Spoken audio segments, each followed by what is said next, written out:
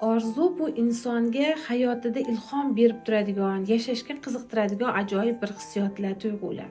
Inson xayollarida judayam rangli, ajoyib hayotni tasavvur qilishi, mana shu hayotga qarab intilishi bular uni orzulari. Lekin inson faqatgina xayolparast bo'lib orzu bilan yashamasligi kerak. O'zi orzu qilayotgan hayotni maqsadga aylantirib, unga erishish uchun harakat qila bilish kerak. Buning uchun esa maqsadlariga vaqt qo'yish kerak. Masalan, siz qandaydir bir kasbni egallab, shu kasbda muvaffaqiyatga erishmoqchisiz yoki bo'lmasa qimmatbaho uyingiz bo'lishini orzu qilasiz, avtomobilingiz bo'lishini orzu qilasiz. Siz ularga erishish muddatini qo'ying.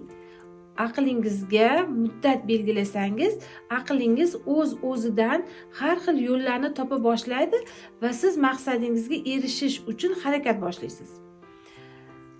Ayrim insonlar oldilariga katta maqsadlar qo'yadi, maqsadiga erisha olmaydi. Buni sababi unga bolaligida kimdir tomonidan, yaqin ota-onasimi, buvilarimi, xullas kimdir tomonidan "Sen eplay olmaysan, sen qo'lingdan kelmaydi" degan tushunchani singdirib qo'yilgan. Agar inson o'z ong ostidagi noto'g'ri programmalarni to'g'rilasa, "Meni qo'limdan hamma narsa keladi, men eplay olaman, men istagan maqsadimga erisha olaman" deb ong ostiga singdira olsa, bunday inson haqiqatda ham hamma narsani eplay oladi va hamma maqsadiga erisha oladi.